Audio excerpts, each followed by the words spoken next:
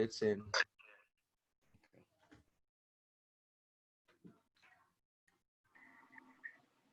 So we don't want to start the recording yet though, right? Recording is good.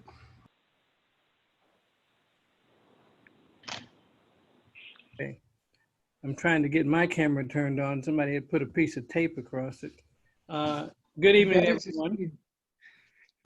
I'm Randall Maxey, and I'm the chairman of the Black Health Trust. And this is a meeting of our medical advisory and invited guests. We were created to provide credible health information regarding health disparity and COVID-19. And one of the issues in our many discussions has been the story of vaccines. And there are many opinions that go against vaccines, there are opinions that speak for vaccines. And because we want to make sure that we present the best information possible to our lay public, we scheduled this meeting for physicians, healthcare professionals, and a few other invited guests so we can have a frank discussion. And we've selected 4 speakers. And in the interest of time, I'm going to have them each give a very brief, like 15-second introduction of who they are, and then we'll go with that. So I'd like to start with Dr. Despani. Introduce yourself, then go from there in the order that we spoke. Just briefly introduce yourself. Yep. Hello, everyone. My name is Dr. Jordan Despani. I obtained my PhD in pharmaceutical sciences from the University of Southern California, and I have a background in virology as well as nanomedicine. And today I will be giving a talk on the current state of vaccine development across the world. Thank you. Who's next?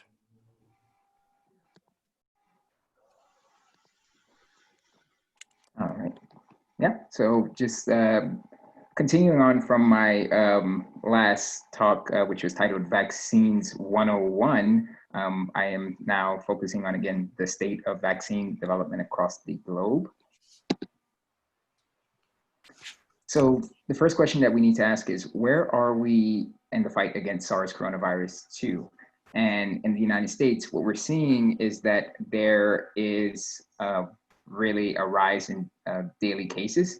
And this points to the fact that what's happening is that we're entering a 3rd wave, because we saw our first peak occur circa March, April. And then we saw a 2nd peak in the summer months, and now we're encroaching upon this 3rd peak as we enter the autumn and winter. And that is also being accompanied by an increase in the number of daily deaths. Now, if you look at the cumulative cases, what you see is that everything is just going on an exponential scale, and that we're now up to 7.9 million cases. And then in terms of cumulative deaths, we are at over 216,000. So again, we're approaching a 3rd wave, and we're also in what's essentially a syndemic. Now you might ask, what is a syndemic? And this basically is a situation where you have multiple diseases acting in a synergistic manner to lead to adverse outcomes. So this is very common really during the winter months. We often know that many patients see cases of regular coronaviruses, because 4 coronaviruses are actually endemic in the human population. We often see other viruses such as influenza A, influenza B, rhinovirus, and adenovirus, and even norovirus, which causes the stomach flu colloquially. But people also don't really typically understand that comorbidities such as diabetes, cardiovascular disease, and obesity also can fall under the rubric of this syndemic model. So again, to clarify that this syndemic between all of these different diseases together is what is likely leading and will continue to lead to an increase in number of deaths going into the winter months. So we now want to know, how close are we to a SARS coronavirus 2 vaccine? And what we see is that really there are quite a few that are in phase 1. And then, of course, as we move through phase 1, which is just safety, and onto phase 2, which is efficacy studies, and then phase 3 being an expanded volunteer pool that must be tested for both safety as well as efficacy, the numbers typically dwindle.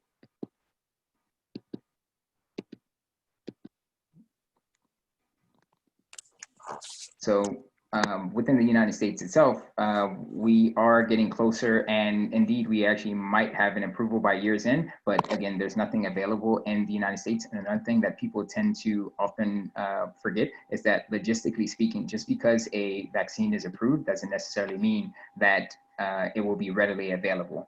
And contrary to the White House's recent embrace of a herd immunity strategy, whereby the goal would be to just have enough people get infected, which actually has boded well for Sweden owing to its smaller population relative to the United States. That likely will not work here, because again, the very definition of herd immunity entails achieving 80 to 95% immunity amongst the general population to then provide a shield for vulnerable populations. But in the interim to getting to that 80 to 95% immunity, we will encounter more essentially preventable deaths in the, during that time span. So that is why vaccines actually remain our greatest strategic tool, in much the same way that if you have like Lockheed Martin telling you that, oh, okay, we're fighting a war, but we actually, we don't have enough ammunition, and we'll maybe have it to you some point later, that just will not cut it. So again, this also serves to illustrate the importance of getting the influenza A and B vaccine this year, based off of that the syndemic that I discussed earlier, because there is pronounced overlap in the symptoms that occur between, say, SARS coronavirus 2 and influenza viruses. In short, you really won't be able to differentiate like what are the initial symptoms between these two diseases almost until it's too late. So which vaccine candidates should we focus on at the moment? And the way that we're going to approach this is to look at the different classes of vaccines. So the most common and traditional vaccines are the inactivated vaccines, which are basically taking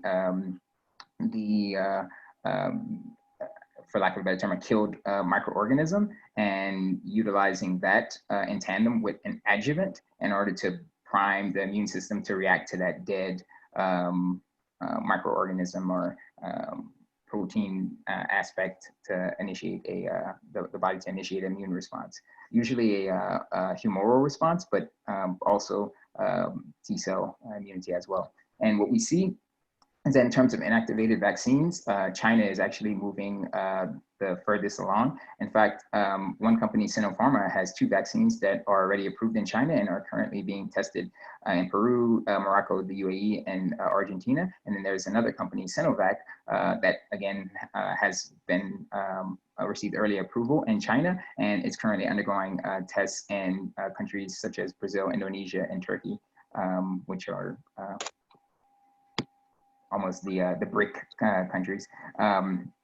And then what's interesting is that Sinovac also has plans of supplying the vaccine to the United States, but we'll see how that goes, because we're engaging in a race to get to the first vaccine in the United States.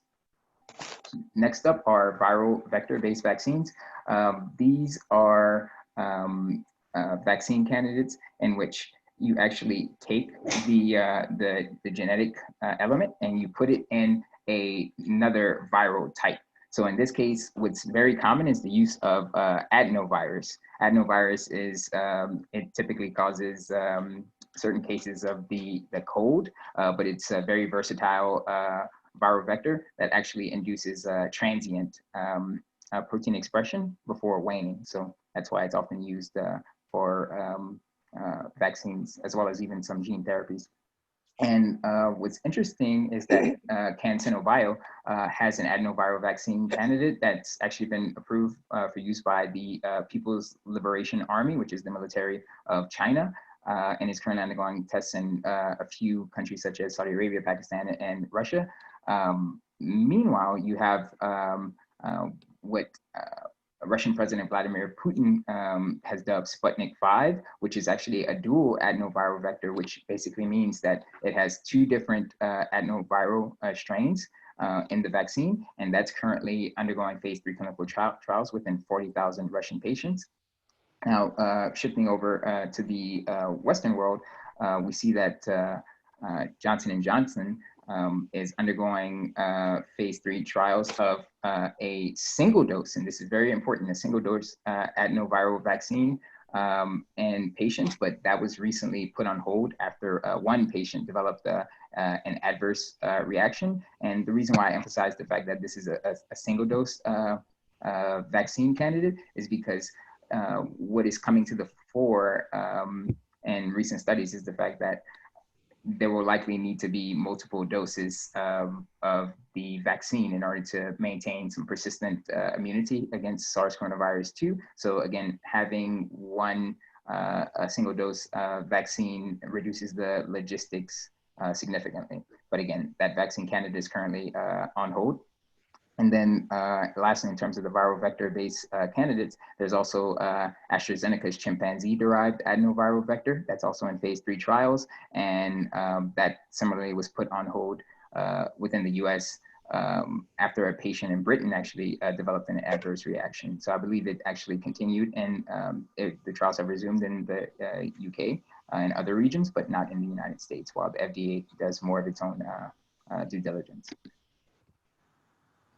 Next up is our protein-based vaccines, and Novavax is leading the front on this end. And what they're actually doing is they're utilizing virus-like particles. So this technology consists of basically stripping out the guts, for lack of a better term, of a virion, and instead basically just studying the outside of the viral capsid with the protein to be recognized by the immune system, and then subsequently inducing an immune reaction.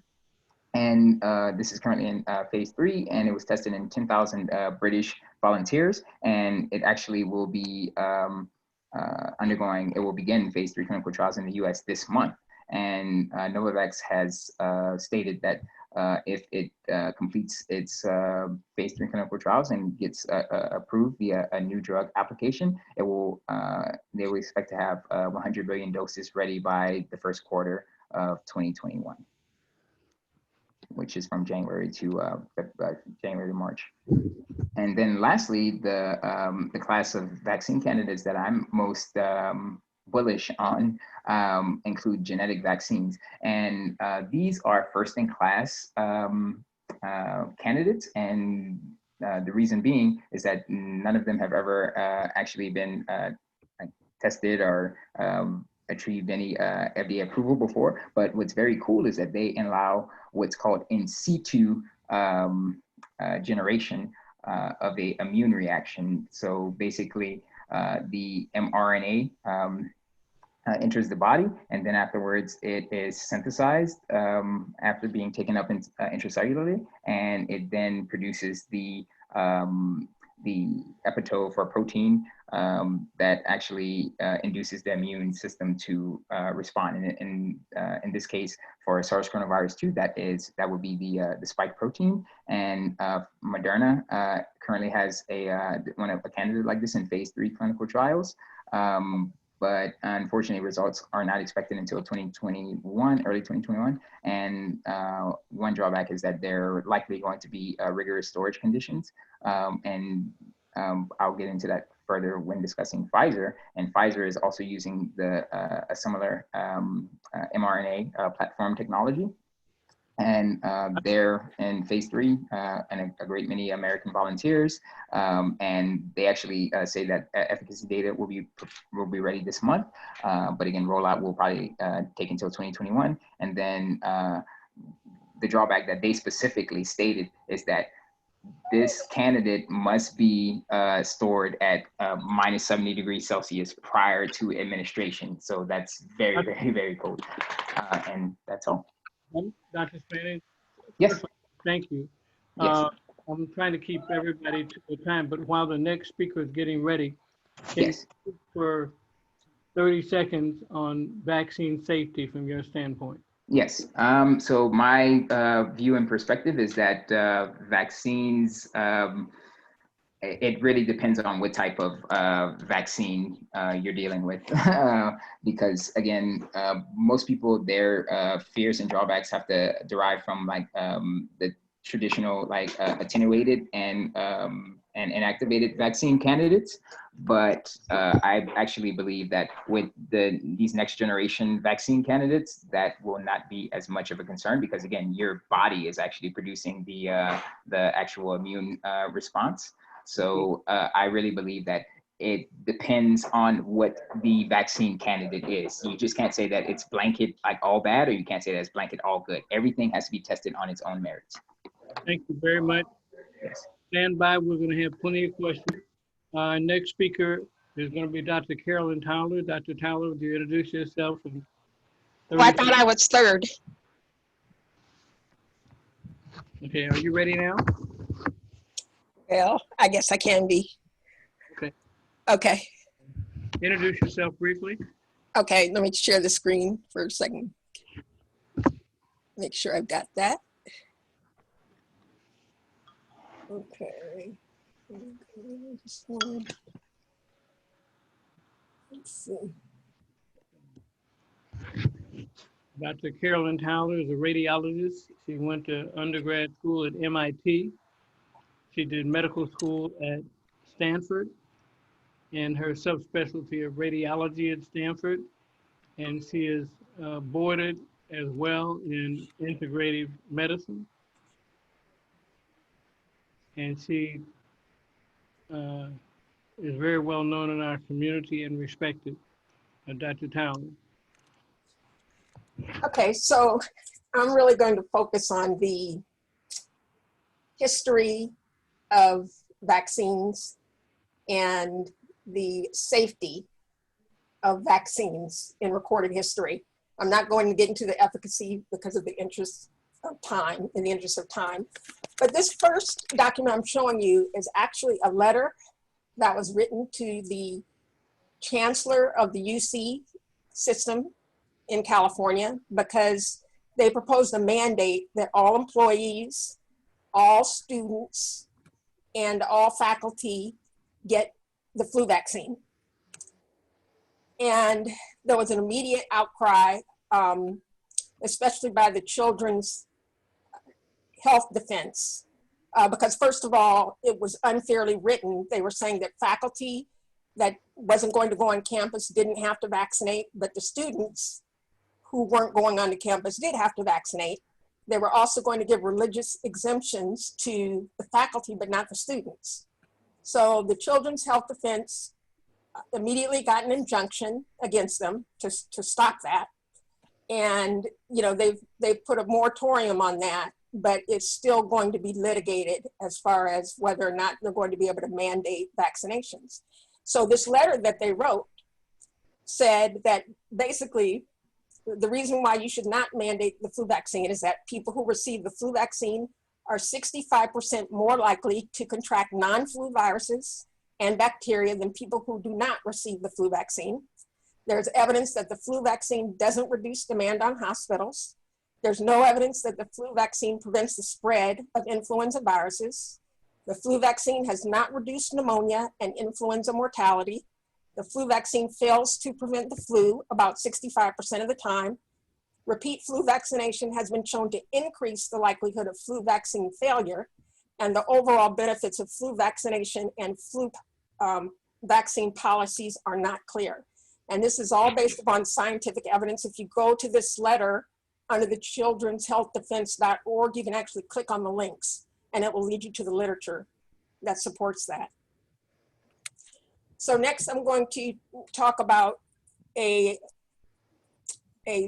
wasn't a study, but it was a paper that was written in pediatrics.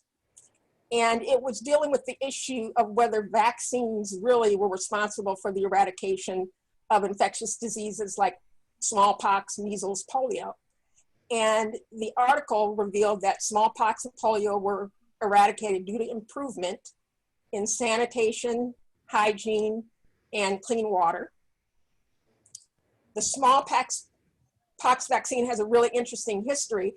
The idea came from an African slave who told his slaveholder that back in Africa, they used to take injections from cows and give it to people, and that it prevented them from getting smallpox.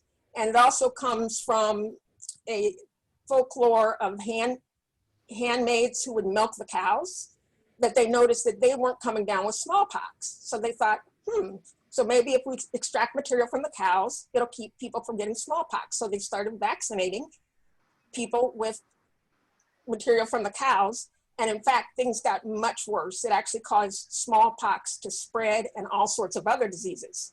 But it was mandated in 1855 that everyone get vaccinated. So many people died. Well, this one town protested because they had the highest rate of smallpox and they refused to take the vaccines. The rate of vaccination went from 95% down to 5% with quarantine, isolation, and improvement in hygiene, sanitation, refrigeration, clean water and food, engineering, and decrease in population density. It was eradicated, and this was despite the failure of the vaccine. So the article writes that it really wasn't the vaccine that caused the eradication of smallpox. Polio and measles similarly were eradicated by improvements in sanitation nearly 95% before the vaccines came out.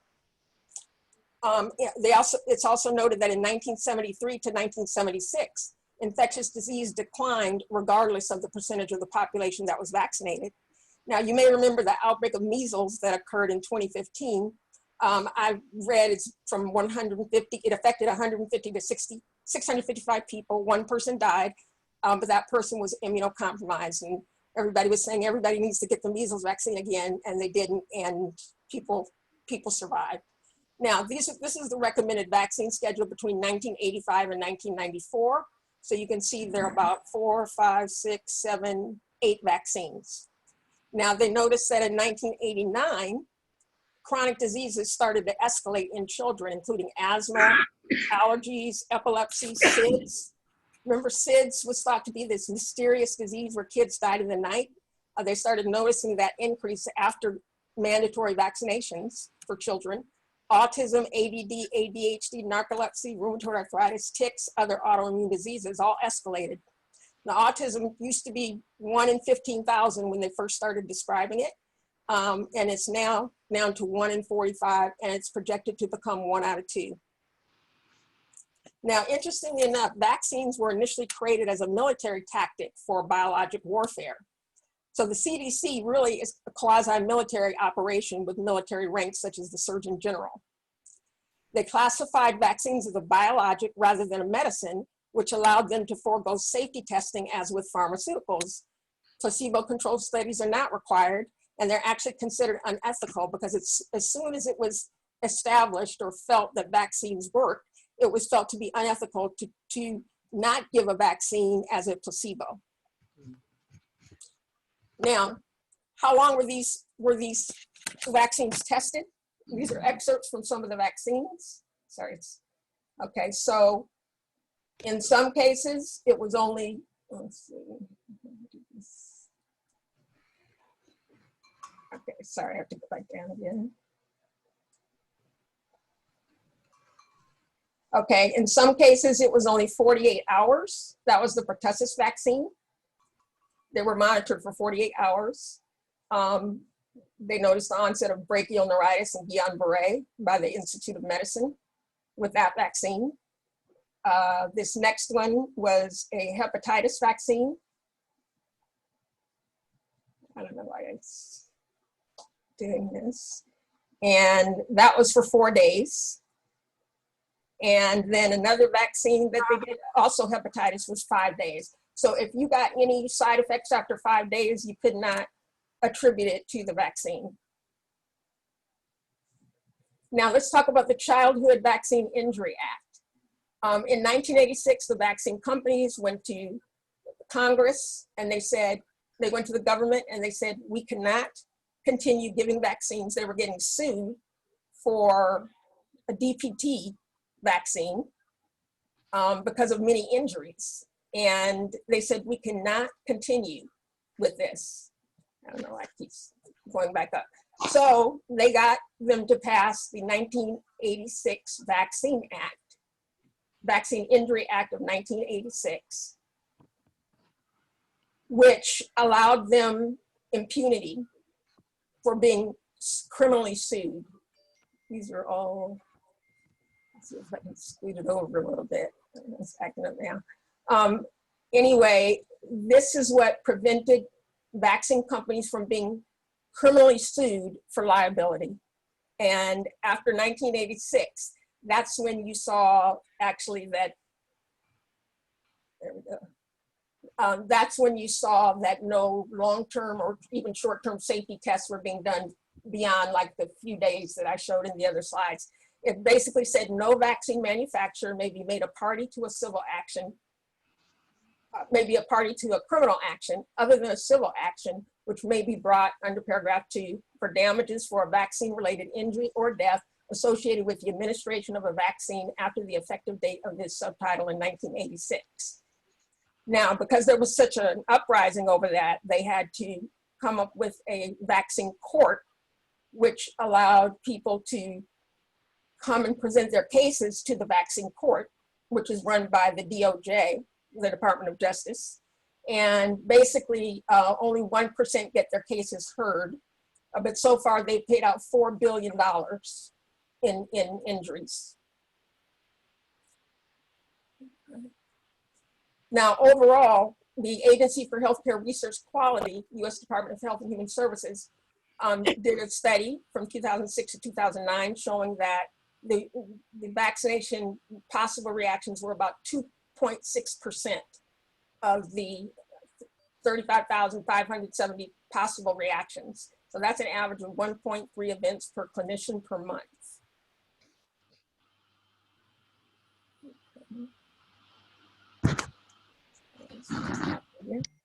Okay. Now, I want to show you that, get back here. This is a list of some of the disorders that have been associated with vaccines. And I'm not going to read the whole thing, but I'm going to point out a few of them. The increased risk of autism, 8 times, speech disorders, 2 times, with different vaccines, 1.6 times allergies, 8.6 times for special education with hepatitis B. Hepatitis B increased the odds of autism 3 times. Flu shot increases the rate of non-flu infection 4.4 times. DTP increases mortality in girls 10 times. Vaccination increases the risk of allergies, allergic rhinitis 30 times, allergies 3 times, ADHD 4.2, autism 4.2, eczema 3, and so on and so on. I'm not going to show. Yes. We're at time. Can you summarize in about 30 seconds? Okay, so in summary, this is the vaccine schedule in 1983 up to 2015. Now kids get 72 vaccines out of 16 vaccination shots. And the biggest thing is that there's a conflict of interest in how the vaccines are created. The Bayh-Dole Act allows the government employees to patent vaccines and make money off of them.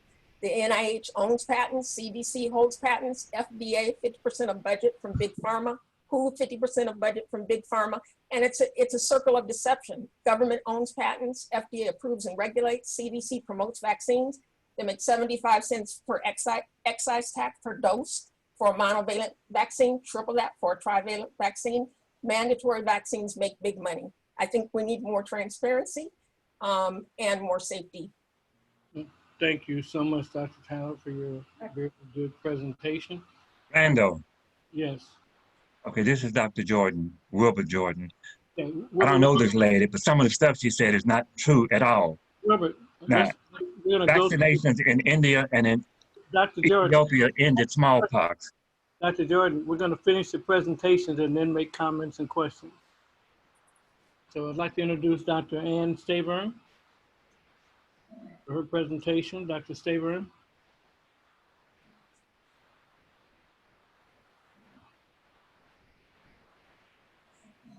Dr. Staburn, can you unmute yourself? Yes, can you hear me now? Yes.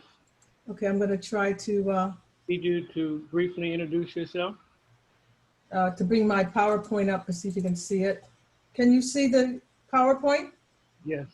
Yes. You need to make it a Yes. little smaller. Smaller. Simon, can you Oh. do that? Okay. Maybe it's just my screen. But introduce yourself. All right, I'm Dr. Adam Stavrin.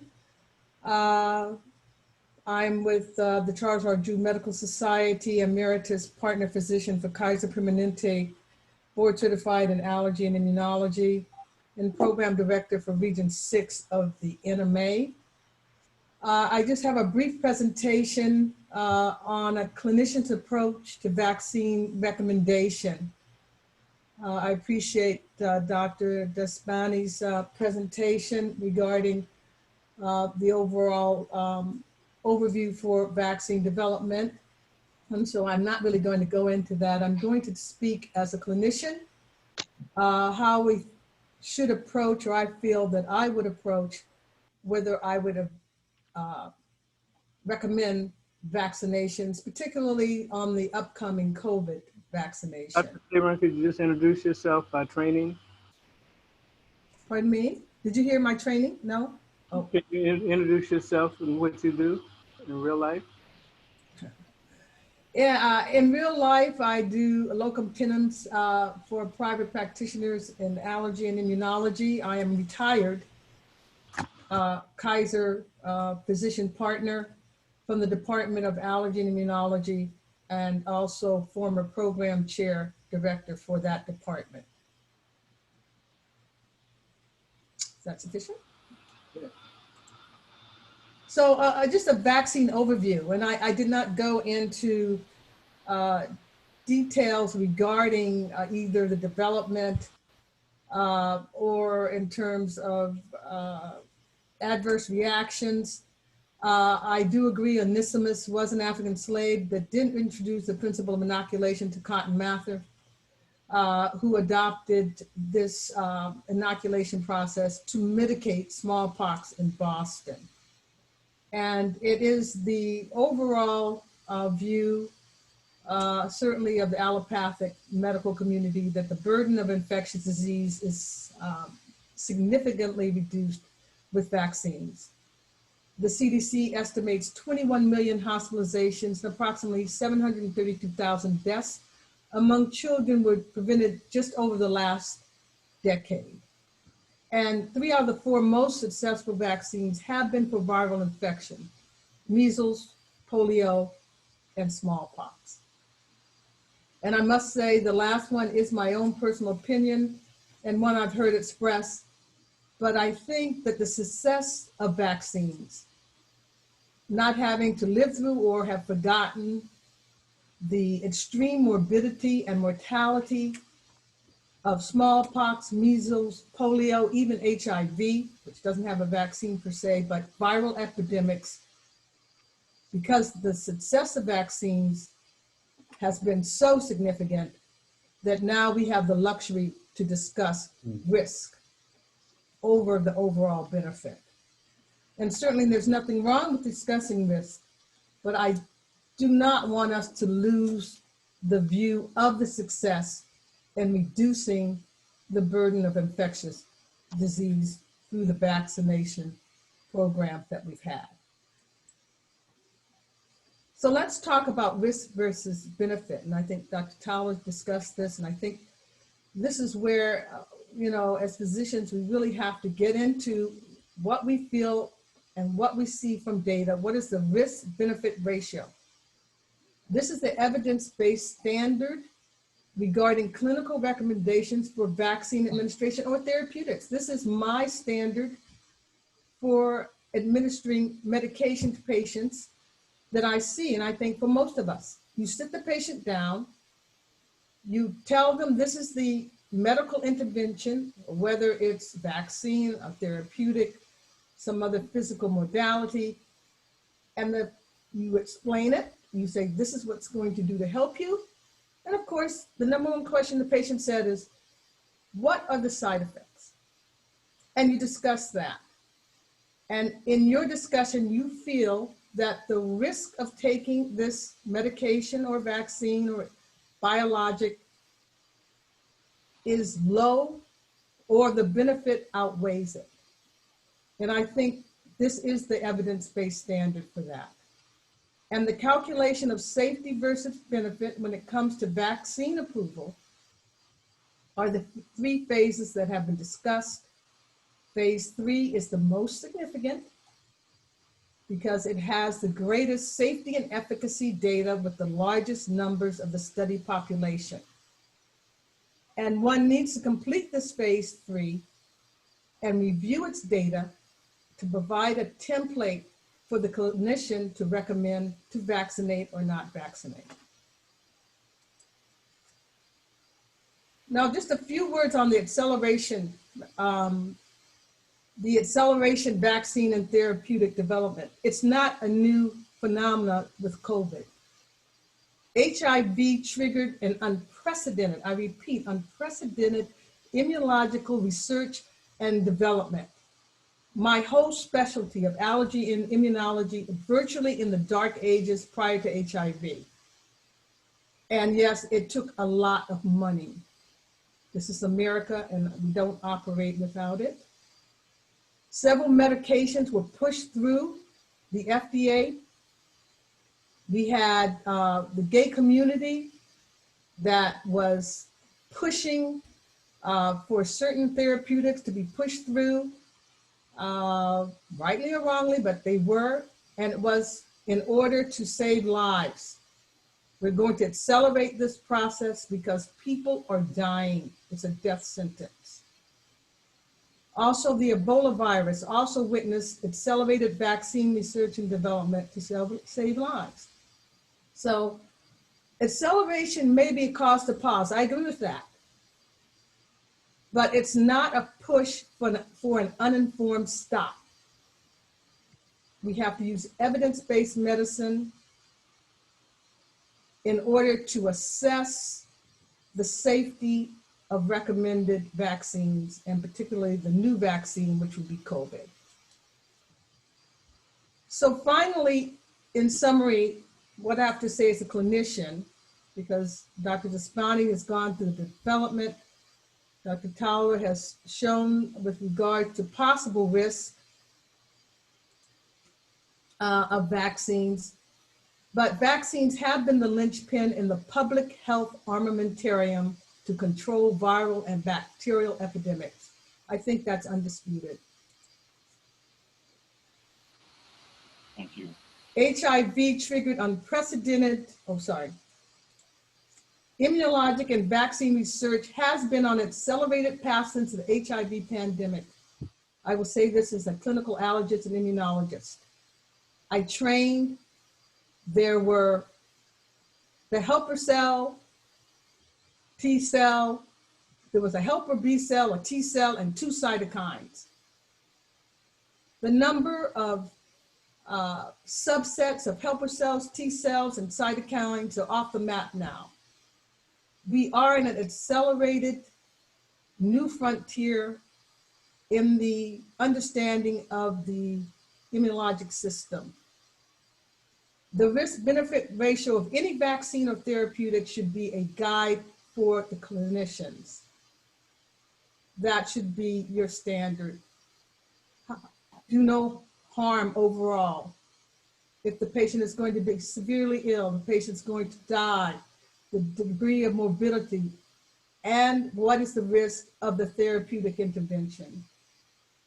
And finally, a COVID-19 vaccine should be recommended by the practicing physician if phase 3 trials indicate an acceptable risk-benefit ratio.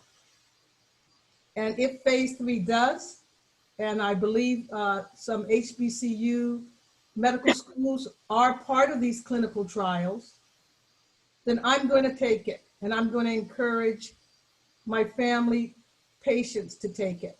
And hopefully we get to 70% plus vaccination rates so that I'll be protected, my family will be protected. And for those who do not want to take vaccine, if we have sufficient vaccination rates, you'll be protected too without taking it. Thank you very much. Thank you very much, Dr. Saron, for your presentation. Again, we're going to have questions at the end and discussion.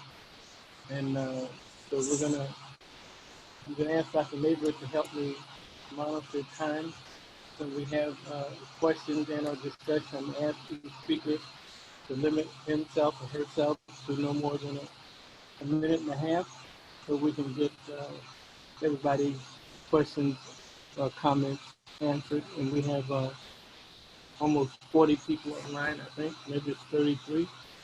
So we have to limit ourselves. Dr. Michael Coren, can you introduce yourself briefly and give a presentation?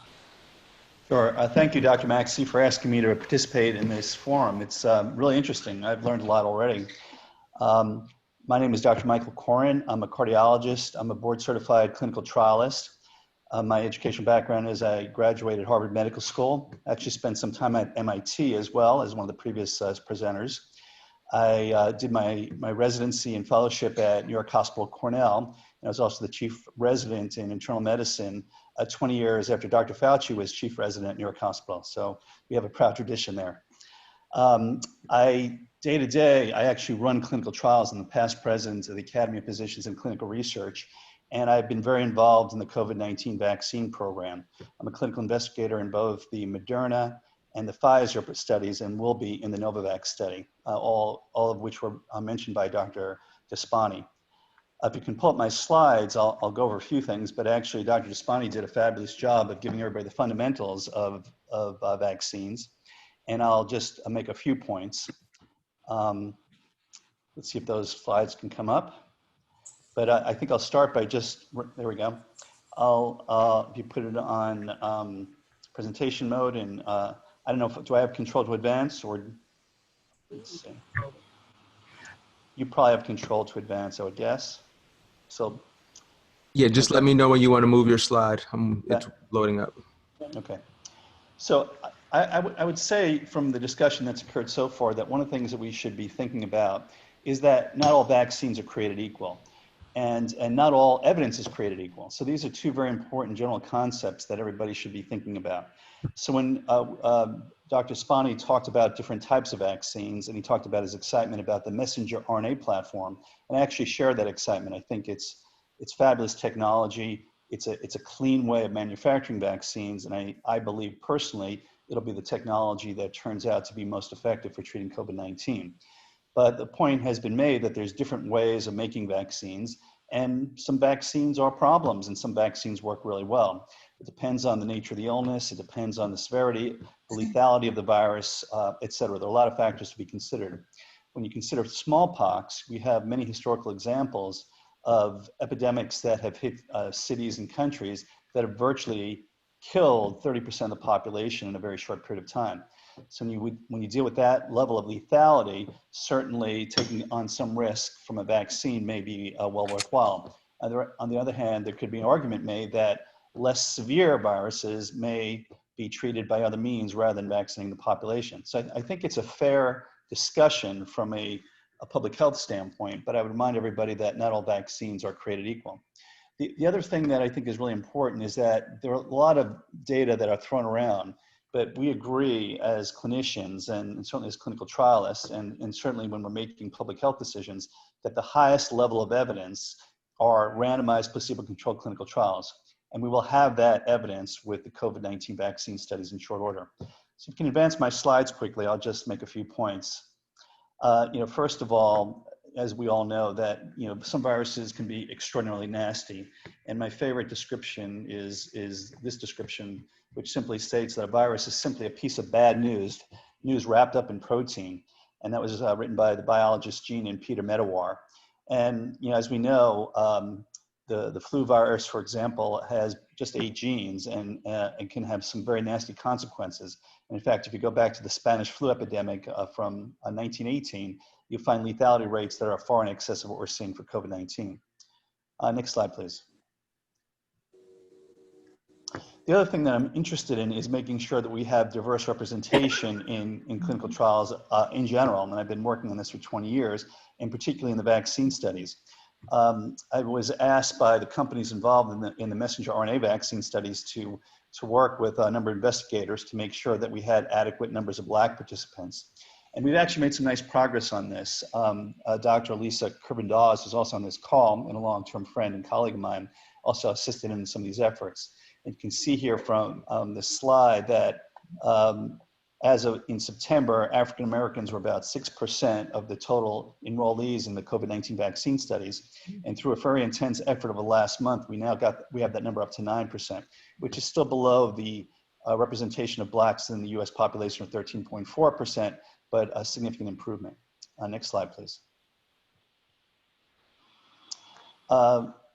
This was really, really well summarized already, so I'm really going to fly through this, other than mentioning that we already have 50,000 people in the United States who have been dosed with COVID-19 vaccines, primarily the messenger RNA platform.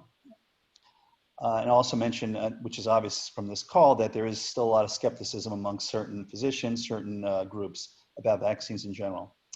And I made the point already, but I'll continue to make the point that not all vaccines are created equal. Next slide, please. So this was already mentioned, so I'll just throw out the different types of vaccines and also reinforce the fact that these new messenger RNA vaccines are just absolutely fabulous technology where we're truly understanding genetics, and we're using that understanding to create products that should be pure. They could be manufactured without growing viruses, and they can be manufactured by simply putting together nucleotides synthetically, which means that everything should be clean and there should be less likelihood of having contaminants that can cause complications. Next slide. So I find this very interesting. I'm a bit of a historian, and the first known clinical trial actually occurred in Great Britain in 1721 and involved smallpox, and it involved inoculation or vaccination, which was a folk medicine practice. It came from the Middle East, it came from Africa, but the observation basically was for certain viral illnesses, if someone survived the virus for the first time, they seemed to be immune to further episodes.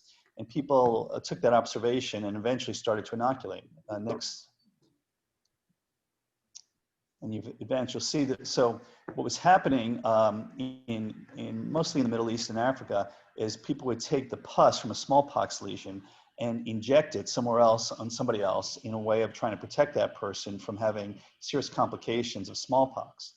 And a clinical trial was run in the notorious Newgate prison in Great Britain in 1721. And they found 7 volunteers who all had life sentences. If you go to the next point, this will come up, next 2 points. And 7 inmates volunteered. They had their sentences commuted for volunteering. And what the surgeons did at the Newgate prison is they actually made incisions in their legs, took pus from a smallpox victim, and injected that pus into the wounds in the legs. 6 of the 7 of the inmates had pretty significant local site reactions, and the 7th seemed to be immune to this first injection. The 7th person actually got a second treatment to make sure that she was properly inoculated, and eventually she had some reaction. Well, all these 7 people were released into a smallpox epidemic, and none of them got sick. So this is the first evidence that inoculation or vaccination actually worked. What was interesting is that years later, that 7th person who didn't have an immediate reaction to the inoculation admitted that she had survived smallpox before she was in prison. So this was the first protocol violation of a clinical trial, and also showing that people that had been previously exposed to the virus seemed to be more immune to even having a reaction, interestingly enough, when they were inoculated. Next slide. Can you advance? Dr. Coren, can you summarize in about a minute? Sure. This is all pretty covered, so let's just fly through this. This is the way we traditionally make vaccines. Keep on going through these. And Jordan covered this very nicely. Keep on going. Keep on going. Keep on going. And we talked about messenger RNA, which is really just a set of instructions for our body to produce the spike protein in the case of COVID-19, which will elicit immune response. Next, please. And this reminds everybody that the immune process, when somebody's infected with SARS-CoV-2 or another virus, initially there's an IgM response, and then ultimately there's an IgG response, and the IgG response persists for a longer period of time. Keep on going. And the other point that is important to make is that all antibodies are not created the same. So neutralizing antibodies is what we're looking for. In the case of COVID-19, we found that the vaccines actually will produce neutralizing antibodies against the spike protein, and the spike protein is necessary for COVID-19 to infect human cells through the ACE2 receptor. So we keep on pushing through this. We also know, again, that all viruses are different. Keep on pushing through. So for example, we know that hepatitis B is well treated with vaccines, but hepatitis C and HIV require antivirals. The other question that came up is, as COVID-19 mutates, will the different strains be susceptible? And the data so far show that these mutations don't seem to necessarily change the key role of the spike protein to infect the cell through the ACE2 receptor. So as long as we can neutralize that particular protein, these vaccines should work. Next slide, please. And this is just an illustration of the concept of a neutralizing antibody. And you can see those sort of trifurcated little molecules are the antibodies. And if they hit the little green houses in a place that isn't involved with their reaction to the receptor, they won't work. But when the antibodies hit the actual receptor, excuse me, the part of the protein that interfaces with the receptor, then the antibodies will be effective. I think my final slide is now. Next. Keep on going. Keep on going. Yeah, so one of the questions is whether or not the neutralizing antibodies will provide long-term protection or short-term protection for COVID-19. And that'll be one of the challenges, because there'll be a lot of political and public health pressure to get the vaccines in the market as quickly as possible. And that may interfere with our long-term understanding.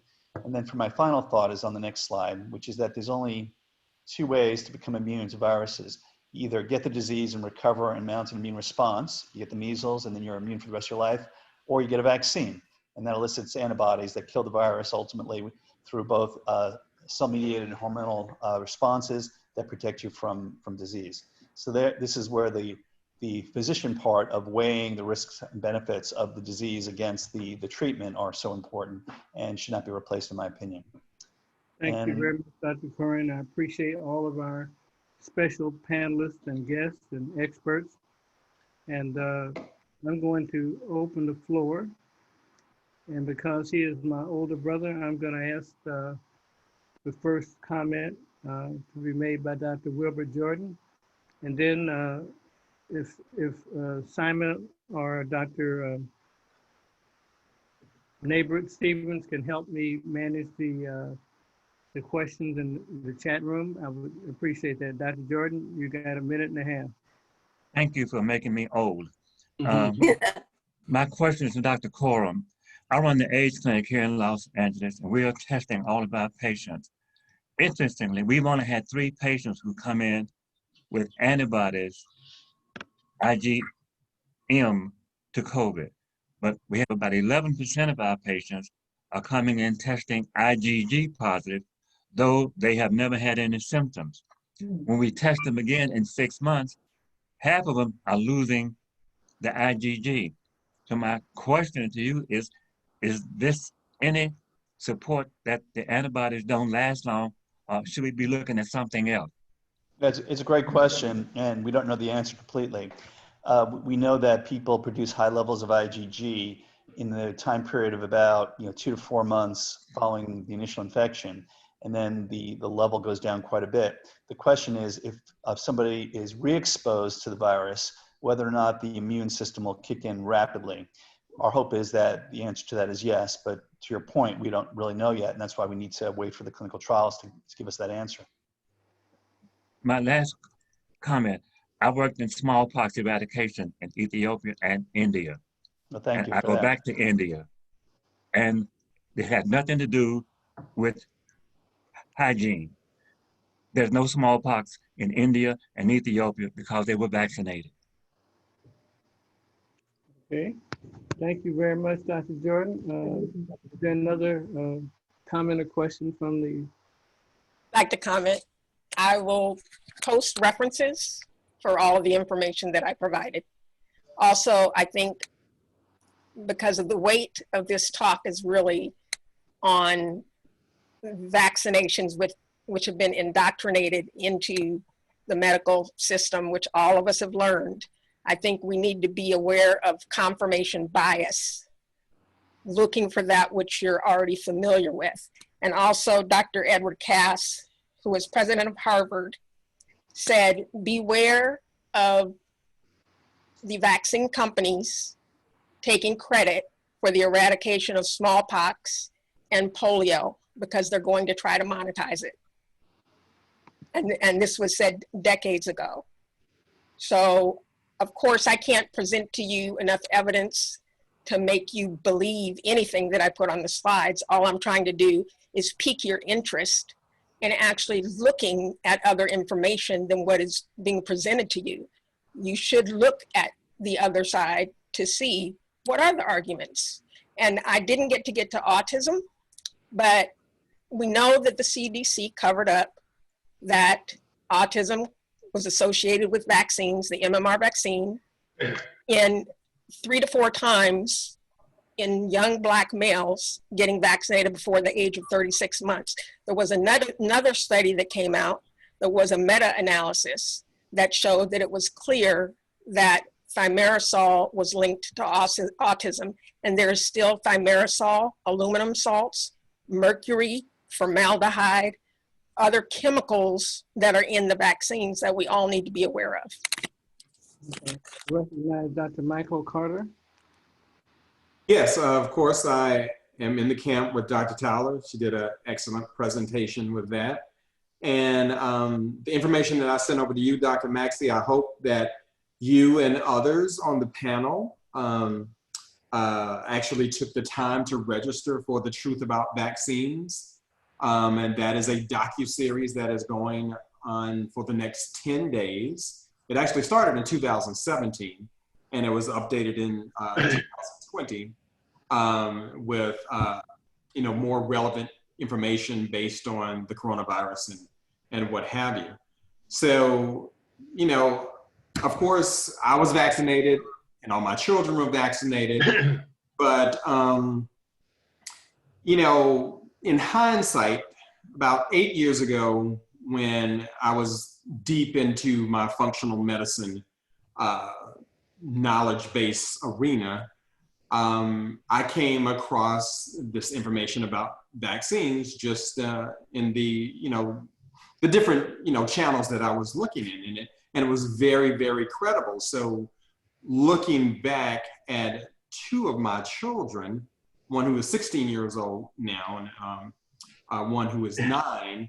The 16-year-old, thank goodness, is doing well now. He's still ADD, ADHD, but early on had more significant GI symptoms, rashes, fevers, and back then I did not connect that with vaccines. But now, after having learned all of the extreme, details based on this, and having friends of mine who unfortunately have autistic kids, and just researching, finding out this information, looking at both sides, and it was quite eye-opening. So I urge everyone to really delve into this because, this is a very, very important subject. Make sure to get that video out. I want to keep everybody to 1.5 minutes. Okay, sorry. And be honest. I'd like to introduce Dr. Edith Mitchell, past president of the NMA and editor of the NMA Journal. Dr. Mitchell. Thank you so much, Dr. Maxey, and thanks for organizing this great program tonight. My comments and questions to Dr. Coren. By the way, I'm professor of medicine at Thomas Jefferson University and involved with the COVID team. I am concerned about the assessment of going from 6% African Americans to 9% is a great move, especially when the majority of patients dying of the disease are African American. And in Philadelphia, 51% of people admitted to the hospital are African American. So I'm concerned about that 9% as being good. The next thing is about the smallpox of 1721. The actual clinical trial was in Boston, and after a Black slave, Odysseus, showed a doctor that some people didn't get smallpox because there was a smallpox epidemic in Boston at the time. He taught a physician how to do it, and that literally saved Boston. So we need to give some credit to the Black slave who brought that forward in this country. Thank you. Yep. Yeah, thanks for the comments. And the Newgate prison is, just to respond, it was the first clinical trial. There had been many examples of, quote, inoculation and vaccination, and everything you're saying is correct about that. But the first structured clinical trial is generally accepted to be this Newgate prison study in 1721, where there's actually a protocol. Yeah, I understand. And right. They had the same thing in Boston, but the Black slave has never been given credit. Yeah, and many other places, by the way, absolutely. Certainly, a lot of people deserve credit, and us, I certainly will make sure people are aware of that particular piece of history. Thank you for bringing it up. And it's actually in the American Museum of the American Revolution in Philadelphia. Mm-hmm. Yeah. Just one other, just a factual thing is that in terms of Blacks being affected by COVID-19, just to correct, Blacks aren't the majority of deaths. If you actually look at the data, the thing that is most profound is the age relationship between deaths and exposure to the virus. So young people, if you're less than age 24, the likelihood of dying from infection is 1 in 4,000. Between 55 and 65, it's about 1 in 40. Over 85, it's 1 in 4. So that's the most profound characteristic. If you actually look at the number of people infected, Hispanics seem to be the ones that are most affected in many states, including Florida, where I practice, in California.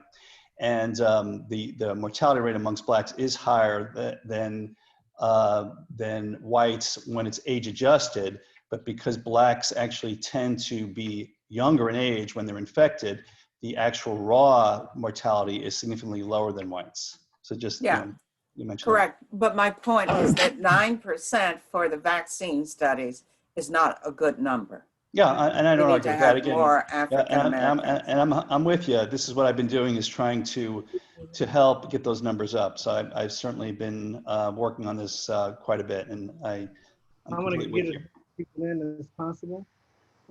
Is there a Dr. Jordan Mosley? Dr. Jordan Mosley?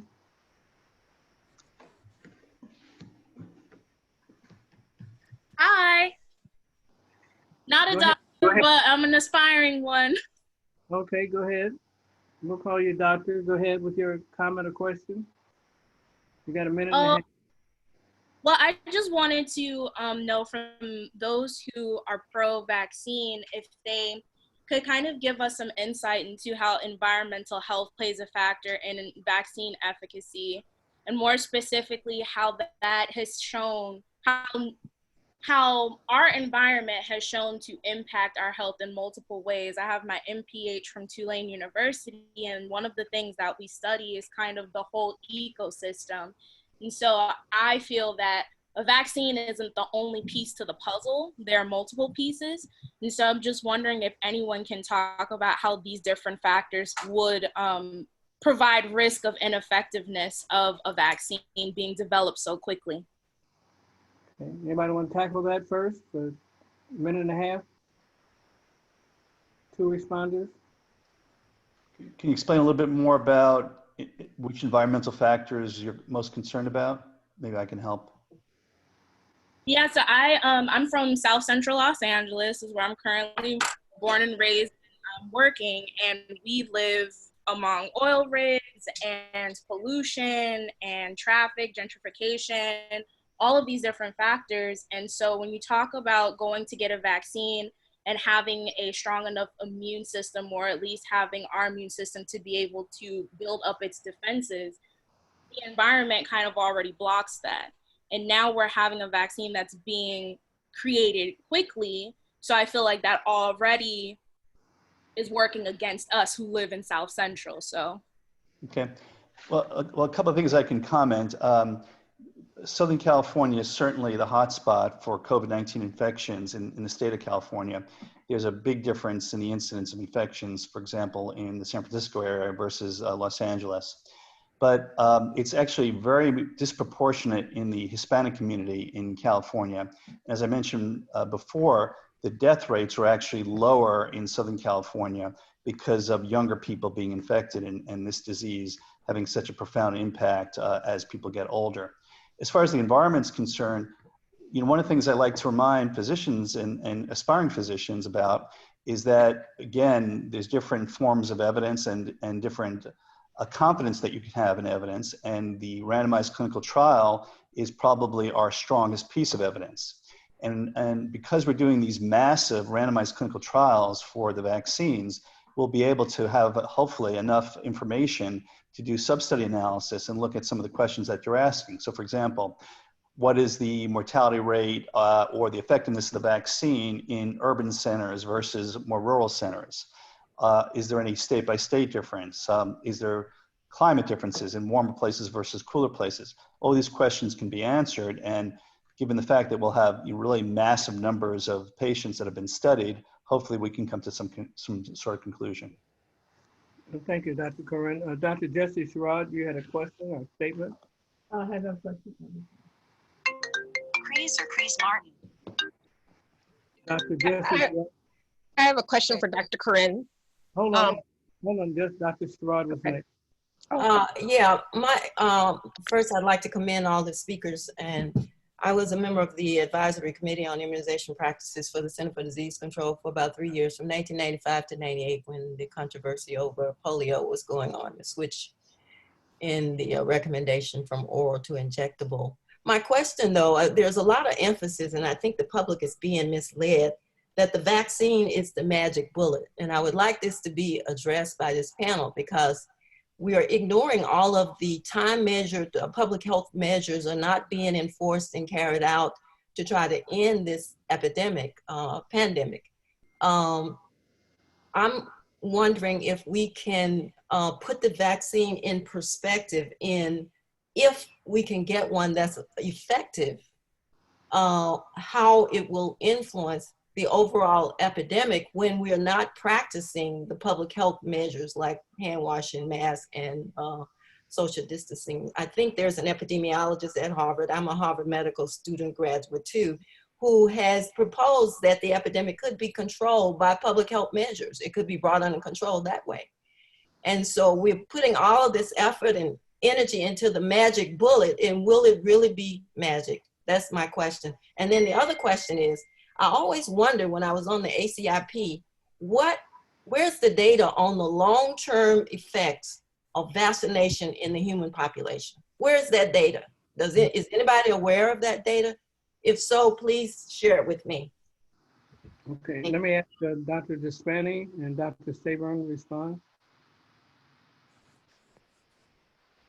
Yeah, so I will address your question pertaining to whether, the fact that the vaccines are not actually a magic bullet. Yeah, that's absolutely right. The FDA, CDC, and all the other organizations have actually said it that for FDA approval, the vaccine only needs to be 50% efficacious. So that basically means that it's a coin flip as to whether the vaccination will actually will work.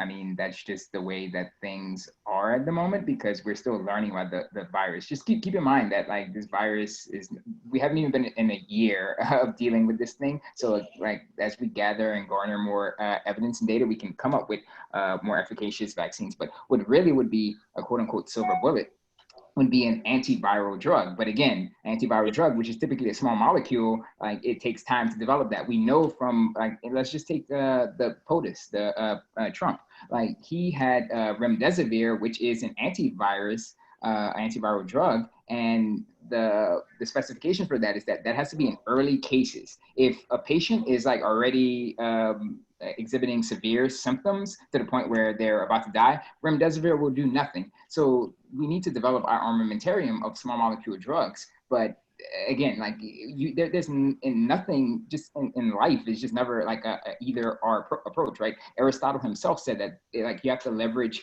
and what in Latin is called mediocritas aurea, the golden mean. So use everything available. So, you know, you have to use vaccines, masks, antiviral drugs. But again, it takes time. So again, people are often asking scientists for like these answers. And again, science is a methodology in order to gather that data. We're not magicians, basically. So yeah, so it really, you know, aggravates me because everybody's trying to learn and move faster to know about this virus. But again, this virus is mutating. It has a myriad of different effects. It's a multifarious disease. It affects so many different body types. So yeah, I mean, just like we have to wait and see. Again, we're in an imperfect world, right? But science is asymptotic methodology. Asymptote means that it's always approaching more knowledge, but you will never know what 100% what works. And sometimes we have to go back and we have to reconfigure what we know, right? Again, we have to question. So it's, again, like there will not be like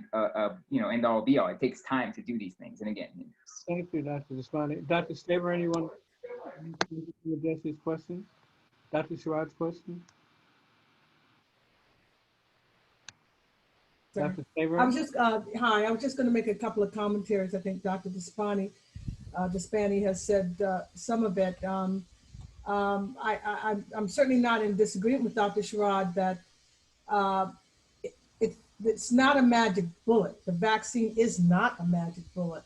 And there, in terms of hygiene, in terms of distancing, masks, these things are very important. However, we can see in the general population that alone is not going to work. We can see people, they don't wear masks.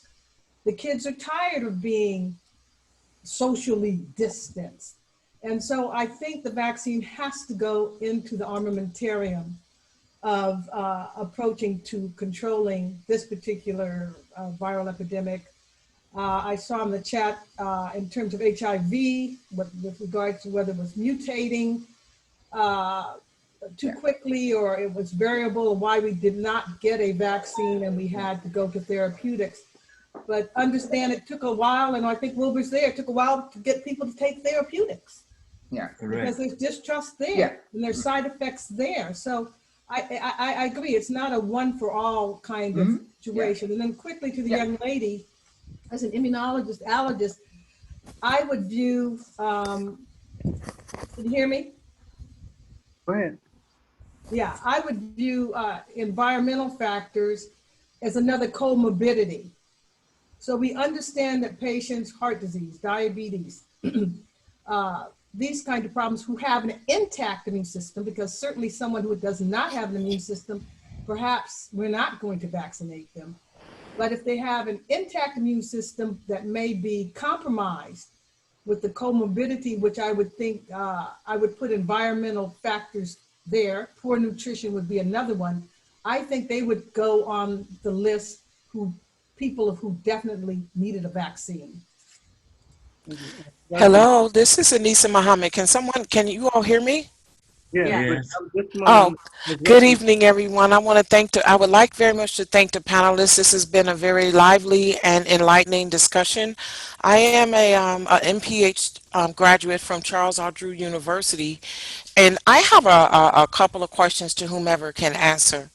While I do understand the significance of the development of a vaccine, but according to some of the statistics that I've been looking at, true, there have any death regarding COVID-19, and it's been a little bit, maybe about 216,000 deaths in the US. But when you look at that number in comparison to the total population of the people in the United States, the percentage rate is rather small. There has 2.2 98%, about that anyway. And then when you look at the number of people that have contracted COVID in the United States, you have almost 8 million people. So that's 97% of the population in the US that have not even gotten COVID that we know of, because a lot of us don't get tested. So my question is anyone looking at that particular data to determine what are that 98% doing that can be a significant factor in helping people to isolate the specifics behind how they're safeguarding themselves? Is it just social distancing? Is it just wearing a mask? Is it their diet?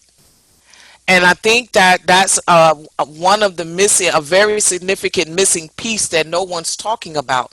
No one is addressing really what we can actually do for those that don't want to get vaccines.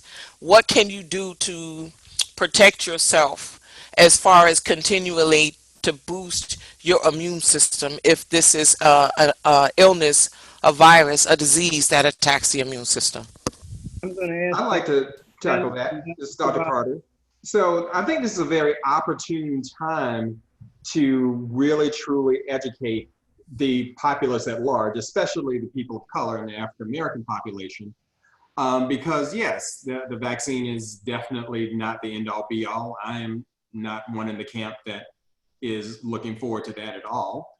And in my realm, in functional medicine, my goal is teaching people how to boost their immune systems with diet, with natural supplements, with eliminating the hurdles, the toxins, the heavy metals, the mercury, the lead, the mold toxins, a whole host of things, like the young lady said, the Mass of Public Health from Tulane, the epigenetic factors that are playing a role in decreasing our body's ability to have a strong immune system.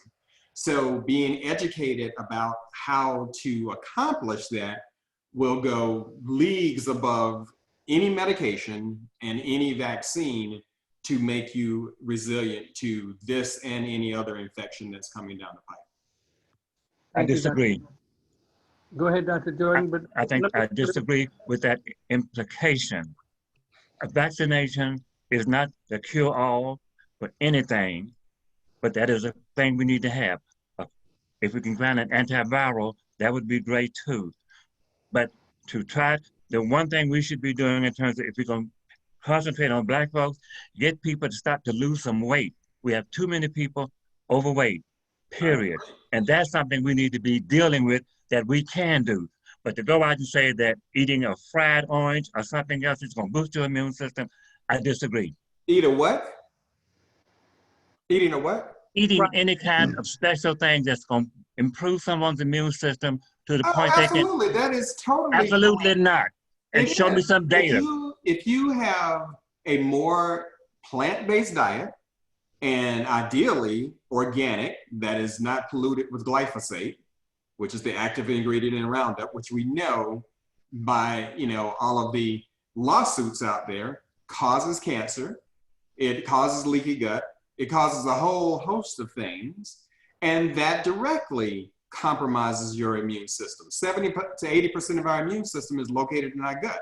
So if you are eating foods with high fructose corn syrup and genetically modified and full of glyphosate, that is compromising your gut integrity, thereby compromising your immune system and making you more vulnerable. And Dr. Coren, this is Dr. Thaget.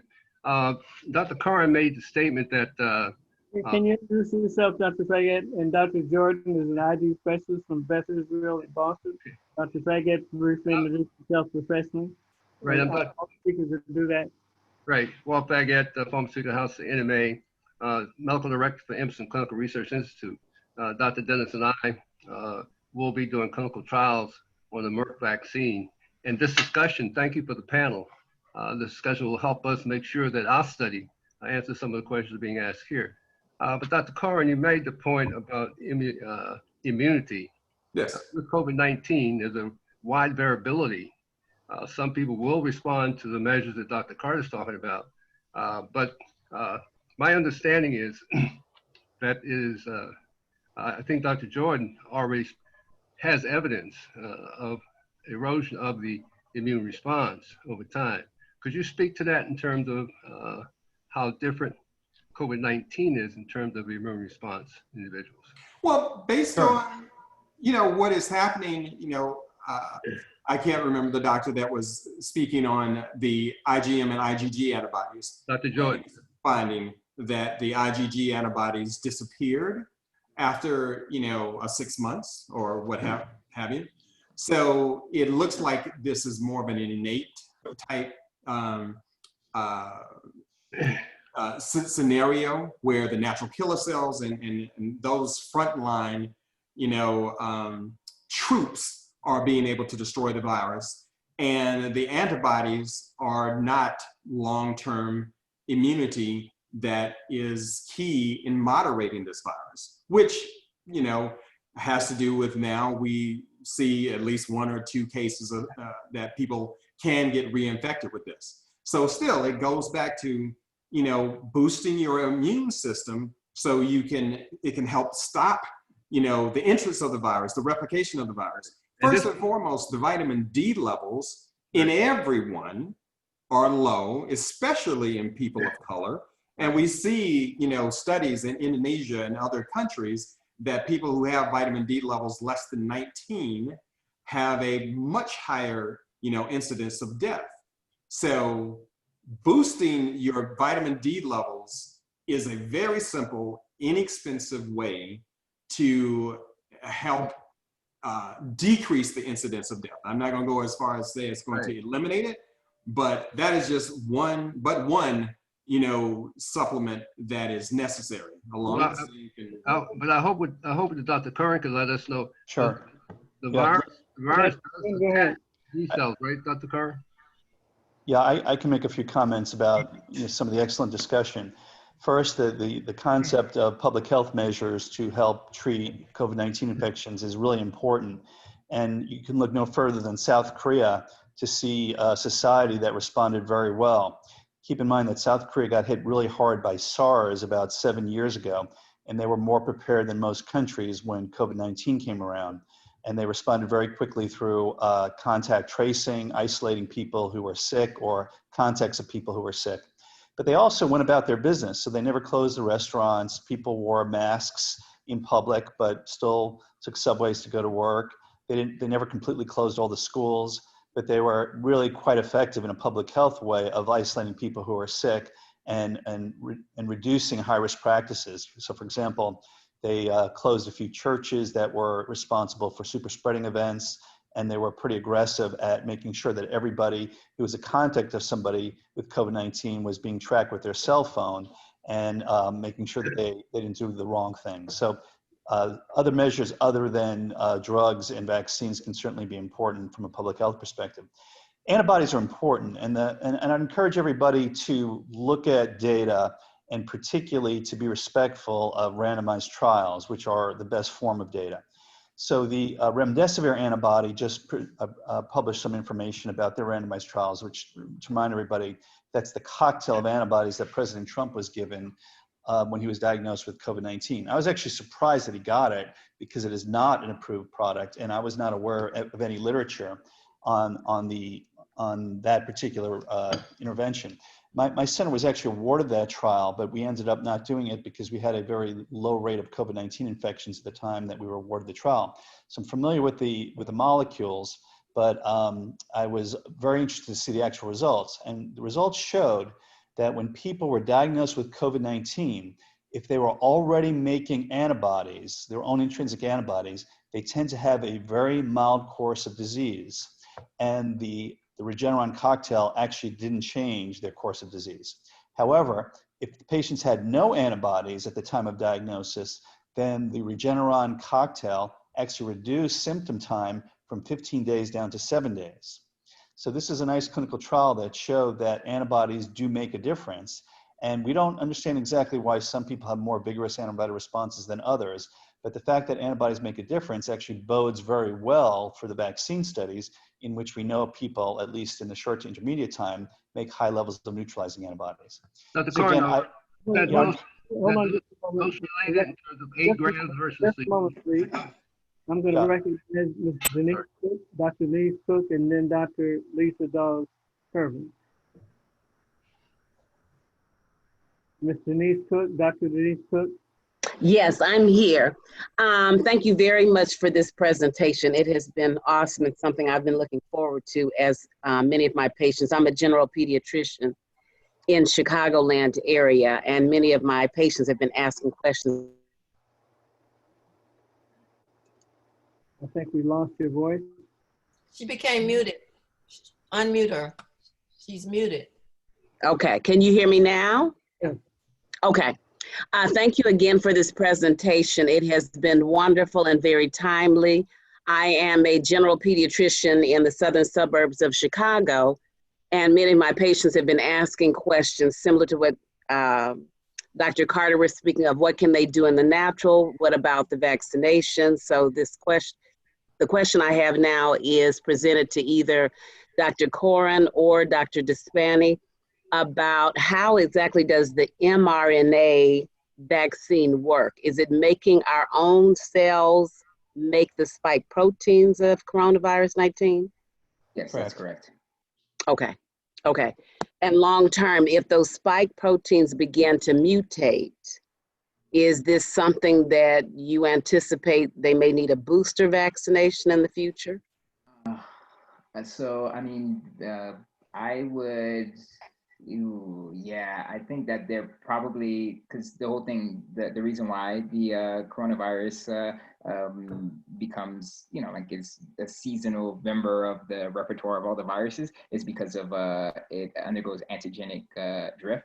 Antigenic drift is just another term for point mutations that occur. And yeah, like one of the things that probably changes is the spike protein, because the spike protein is actually what is necessary to bind to the angiotensin converting enzyme receptor 2, ACE2. Okay. And that's actually like how we're a shining beacon. And unfortunately, ACE2 is found all across the blood vessels, heart, everywhere. That's part and parcel of the reason why this virus causes such multi-system toxicities, off-target toxicities and whatnot. So. Yeah, I would also add that most coronaviruses don't infect human cells. They're usually viruses from other animals, other species, bats, correct, birds, and other species. And so the virus had to mutate in a way, so as pointed out by Jordan, that it actually did infect human cells. So if the spike protein mutates, there's a very good chance it's going to mutate to a form that will not be able to infect human cells. And often viruses kind of go away by themselves because of these, this antigenic shift that makes it actually less likely to infect humans and less lethal. So let's hope for the best. But again, I would encourage everybody to be part of the clinical trials. I'm glad to hear that some of the people on this call will be part of that. I would encourage your patients to be part of that, because ultimately that's how we'll be able to answer these questions, is get the information. And I certainly want to see good representation from African-American community and different walks of life, so that we can answer questions about environment, about race, and other things that are important. And the only way we'll be able to do that is if we have participation across the board. One last thing, Ms. Cook, I just wanted to note that there are actually 7 coronaviruses that infect humans. 4 of them are just natural, again, denizens of the normal, I guess, winter seasonal sickness and whatnot. Those 4, they were first identified in research papers in the 1960s, but they probably have circulated for longer. And only 3 are like of the pathogenic ilk, such as SARS coronavirus 1, SARS coronavirus 2, and Middle Eastern respiratory coronavirus. Okay, thank you. Thank you very much, Dr. Cook. Dr. Lisa Dawes, you gave a talk the other day on complementary medicine. How does that fit into this? And I know you're an associate of Dr. Coren. Would you comment? Well, I do complementary medicine. I think we need to use everything in our arsenal to actually protect ourselves. At this time, introduce yourself educationally, quick. I have my MD MPH from Harvard. I actually am an internist. I'm board certified. I have set up a couple wellness programs here in Japan. I'm now head of infection control for part of Jamaica. But back to what we're saying now, and what we're seeing is, I do think that healthier foods do help. But I do think vaccines, and not all vaccines are equivalent. And I was in Mike's class at school, so we went to school together. Not all vaccines are equivalent, but for how it affects us Black people and Hispanics, we actually have to be involved in the process and not actually get the information later. Because as we know, things can get changed, or how it's actually told to us. So being part of the process and knowing things as we go along is more helpful. I wouldn't like more minority physicians to be involved in some of the vaccines and read on which ones you want to be involved in. I don't think they carry the same risk. I don't think they're all equal. I think some are better for us in terms of side effects. But it is part of the arsenal. It does affect us more.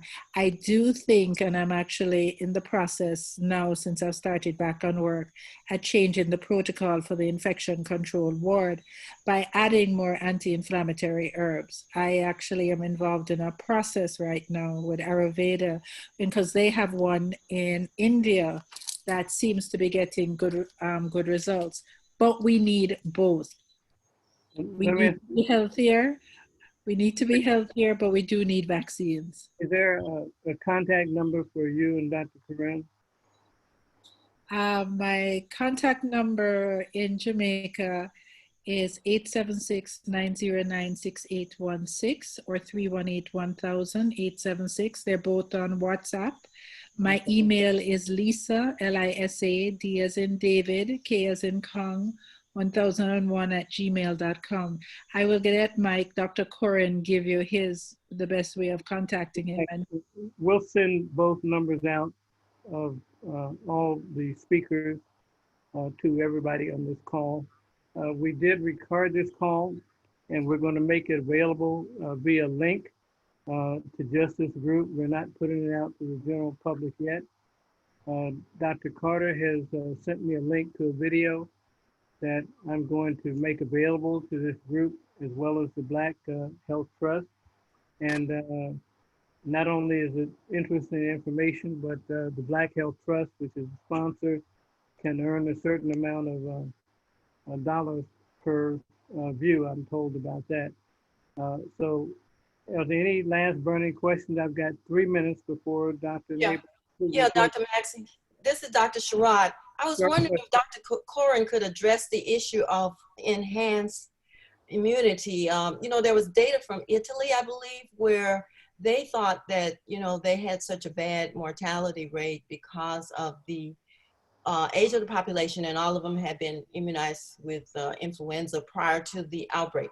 So there's this question of whether the flu vaccine will actually make you more sensitive or put you at greater risk for contracting COVID.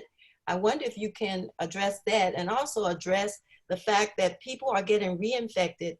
It's a different virus, and the vaccine in face of this reinfection thing. Dr. Coren? Sure. Yeah, the genetics of COVID-19 have been analyzed fairly in great detail, and the genetic code has been sequenced. And the virus that went through Italy and hit New York early on is slightly different than the virus that came through the West Coast and Chicago, and is now responsible for 90% of the infections in the US. So there's already some slight antigenic shift and some slight genetic differences. And so the thinking is that the virus that hit Europe and New York early on is a slightly different virus. Now, it did hit older people more than the virus that came through the West Coast. So we have that confounding factor, but they may be slightly different. And the thinking may be that the virus that came through the West Coast in Chicago is slightly less pathogenic. These things are not known for sure. There's a lot of discussion and analysis that needs to be done.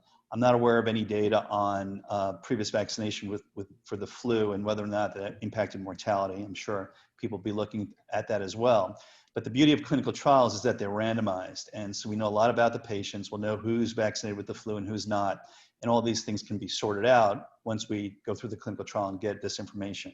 So again, my message would continue to be somewhat redundant, but important, which is let's support the clinical trials.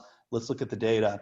And let's ask the clinical trials these questions. These are great questions, and the databases can actually be looked at for these answers and for this analysis. And I just want to reemphasize what Dr. Jordan said about obesity, Dr. Maxey, because they did a study, I think it was 192 patients out of Mass General, and obesity was a greater risk factor in children than asthma, underlying asthma. So it's very important that the diet is very important, and we need to address that in our community, in the whole United States, because we got the worst diet in the world. It's the most deadly diet in the world, in the United States. Actually, Jesse, there was a study that was done that showed that was a 36% increase incidence of coronavirus infections after the flu vaccination, and it was a Pentagon study. I have a reference for that. And it also showed that the flu vaccine increases the risk of non-flu-like illnesses. But Dr. Coren, I have a question for you. You said these are going to be double-blinded, placebo-controlled studies. What is the placebo?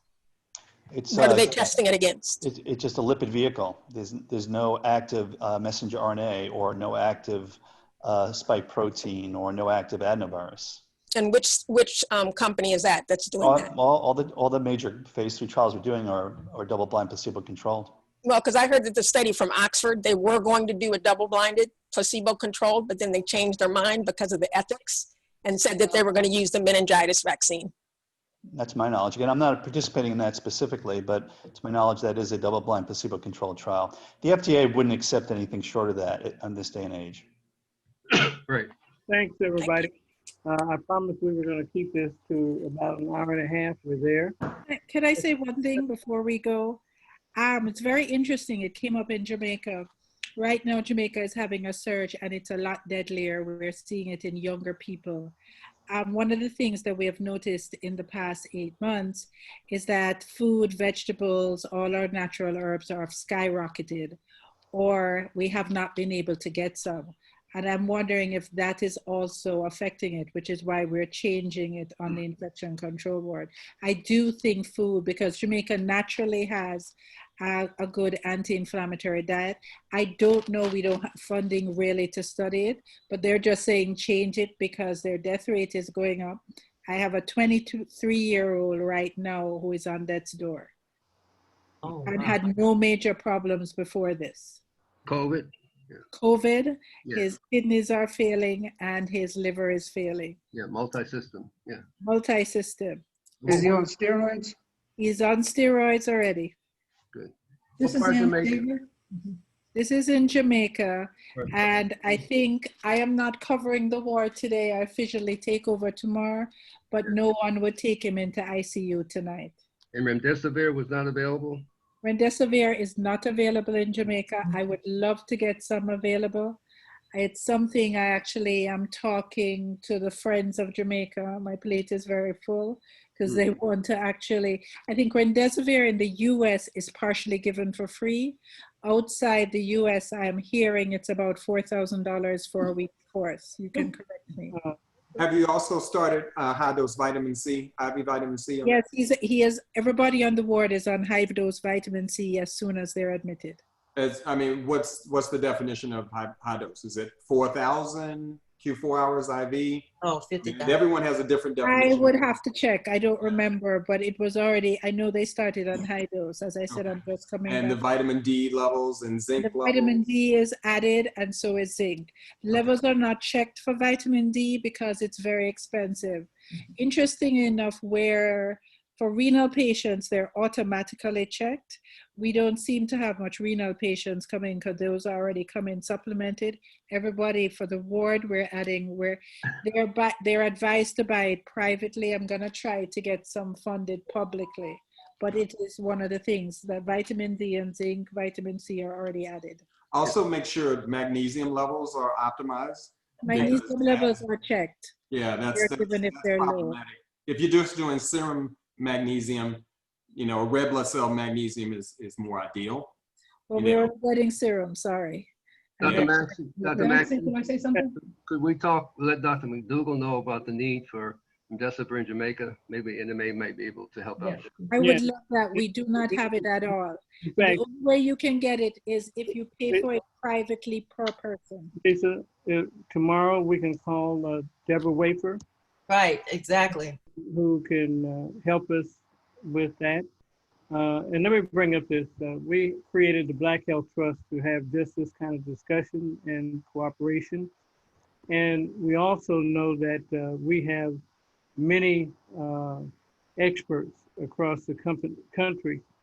And we know that physicians are not seeing, in many cases, as many cases as they can. And there's also a lack of trust in our healthcare system. So we put together a group called Second Opinion Expert. And any of the participants in this call, if you would send me your contact information, if you are interested, I'd love to have you considered to be with this group. I can give more detail later. And the reason I'm putting it on this call, because that group has promised that a significant part of their income will be devoted to continuing the Black Health Trust. And a number of things that I'm dealing with some of the participants of this call, I think is valuable. I'd like to see another call in a couple of weeks still on a similar topic, but more vented towards nutrition. Dr. Nabert and I will talk with several people. I'd first like to appreciate each and every one, Dr. Tyler, Dr. Carter, Dr. Despani, Dr. Coren, Dr. Sabin, for leading us in this discussion. Matthew, can I just have one comment? Yes, Dr. Sabin. Just another comment regarding African American patients. It's interesting that the main receptor is through the ACE2 inhibitor. And we know genetically that African American patients have trouble with this receptor, getting angioedema with regards to the beta blockers. And I don't know if anyone's looked at that, but in these trials, I would be interested to see what the response is, or for patients that are getting sicker than you might expect, what is their genetic makeup with regards to that ACE2 receptor? Is Dr. Morrow Salafu on the phone on this call? He's chief of medicine at Downstate. He is not. Okay.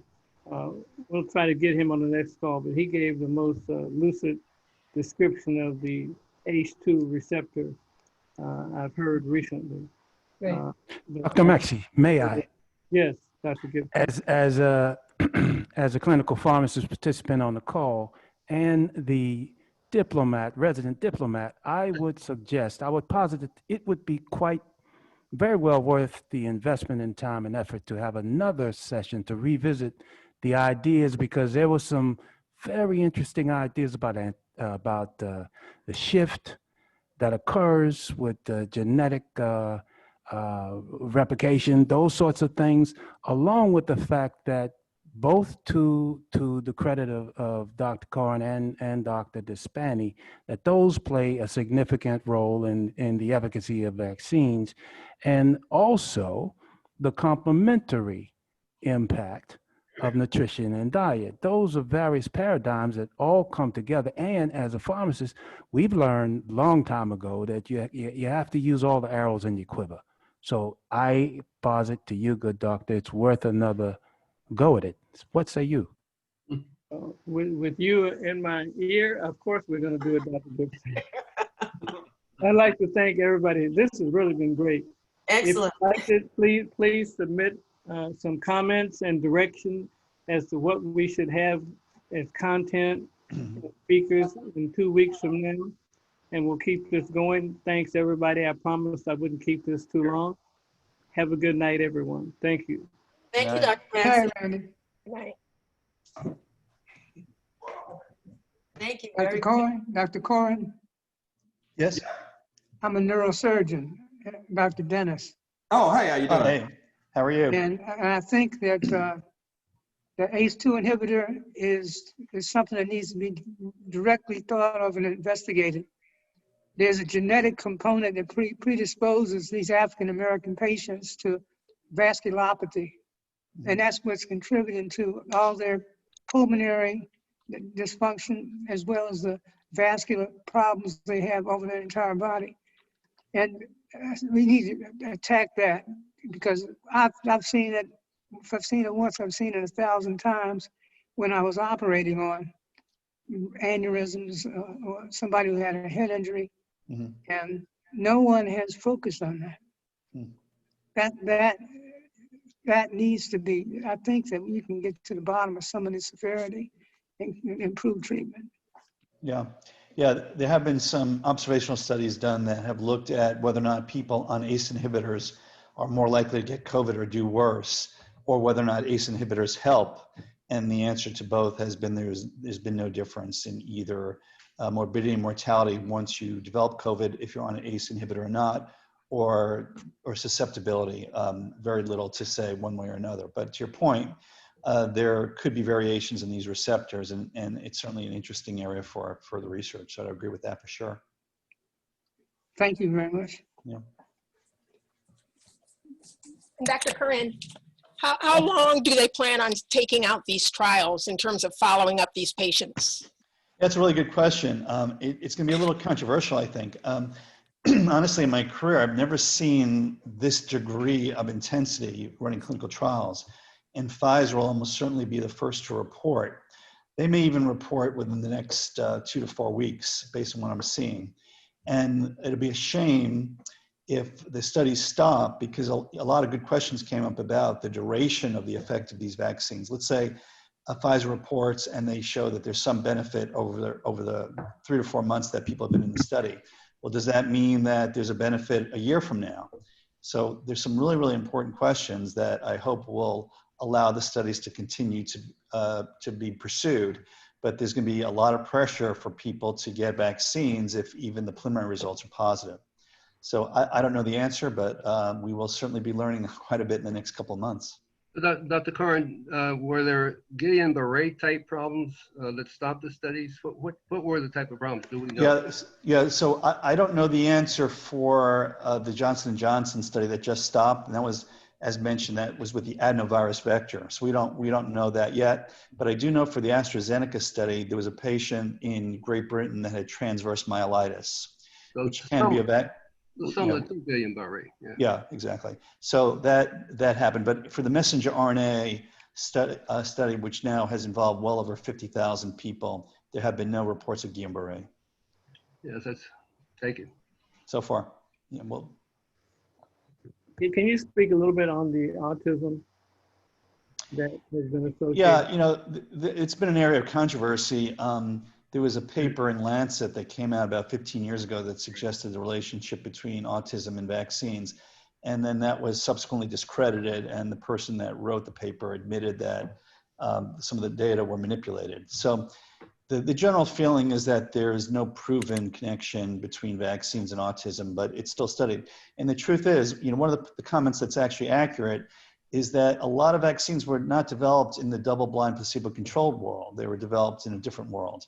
And so with more structured clinical trials that we run nowadays, and with the massive number of patients involved, the massive data that we have an opportunity to ask and answer a lot of these questions. So we'll learn a lot more.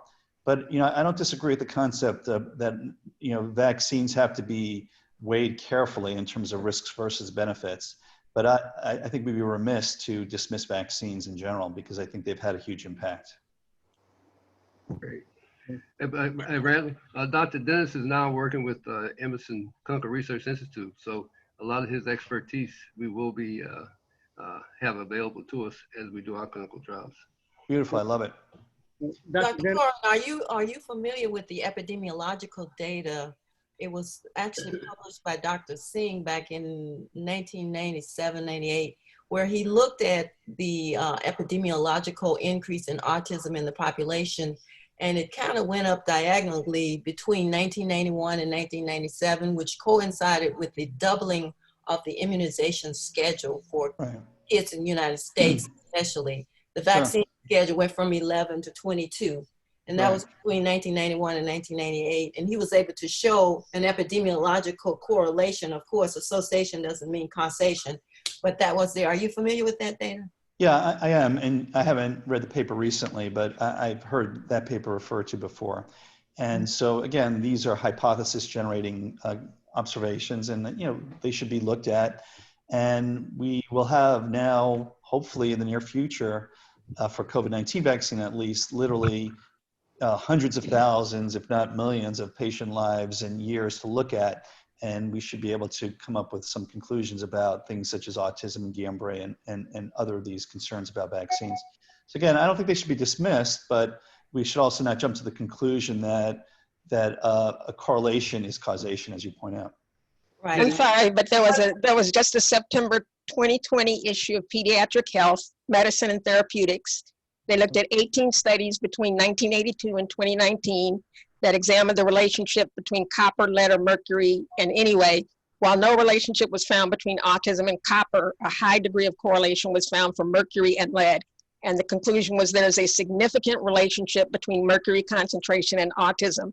Thus, the concentration of mercury can be listed as a pathogenic cause, disease causing for autism. That's Pediatric Health, Medicine, and Therapy 2020. Not to speak of the CDC study from 2014, where they revealed that they left out of the data that autism was associated with young Black males getting vaccines before 36 months. That was critical. And it was also that it was the MMR vaccine. And some of these effects seem to be more with the combination vaccine, but they're not allowing people to get the individual vaccines anymore. But that's two confirmed studies, and I mentioned a bunch of studies where it was associated with autism. So it's no longer a question. It's to what degree. Well, Yeah, we again, know that the level of mercury in the vaccines back in '98, it was shown that the cumulative dose of mercury in the vaccine was. Yeah, I know. Yeah, so we do know that. So I think that's pretty straightforward. Yeah, again, a lot of these things are correlations that may or may not be causative. A good example of that is there was concern about the mercury content in the fish supply and whether or not fish were safe. And virtually every study that has looked at fish consumption across the world has shown that cultures and people who eat more fish have less heart disease. And there have actually been randomized studies looking at eating fish. And the randomized studies have shown that consuming fish results in lower rates of heart disease mortality. So, that's why I always say trust the randomized clinical trials more than anything else, not to dismiss other sources of evidence, but at the end of the day, randomized clinical trials are our best friends as clinicians. So we'll keep an eye out for sure. The University of Michigan in 2018 has done a study on pathophysiology of autism, in which it showed some evidence of congenital contributions to it. So I think we need to really review this with all these things in mind, because it's not clear. But I think a lot of the Lancet article stuff, as you said, Dr. Coren, has been pretty much repudiated, yeah. Wasn't that by Andrew Wakefield? Was that the one by Andrew Wakefield? Yeah, that's the one he saw. Okay, well, actually, this is where you cannot go by what you just read in the mainstream, because in fact, his partner, he lost his license and he's been debunked and everything. His partner who did the research with him got his license back because he fought back. And he was able to prove with their data that there was an association. So he's vilified in the media because of the initial reports, but in fact, his partner was able to prove that their data was accurate. So you can't just go as far as looking at what's published, what's open to everybody. You have to look deeper. Okay. Thank you very much, Dr. Coren. My pleasure. Thanks for inviting me. It was a great discussion. I enjoyed it a lot. Thank you. Yeah, thank you very much. It's really great. Hey, Gary, give me a call. Okay, and thanks very much. Outstanding. Absolutely. Take care. Excellent. Bye. Thank you. Gary, thank you for being my teacher all those years too. Well, Gary got me started in the NMA. Gary Dennis. Dr. Maxey, I have to correct what I said before about sodas and the NMA. It was the NAACP, not the NMA. So I apologize. For that good data. It was the NAACP, not the NMA. Okay. Yeah, so that's Dr. Gary Dennis. How are you? I haven't seen him in a long time. Your name precedes you. Yeah. Great. I've met some of your relatives, some meeting. It was out of town, and the name was the same, and it was one of your relatives. Oh, really? Sure. Yeah. Your name gives you away. Pardon me? Yeah, so your name gives you away. Oh, okay. Yeah. Jesse from Tougaloo College. From the Mississippi Delta, cotton picker. Okay. Y'all have Yes, enough said. okay. Thank you all so much. See you later. Bye-bye.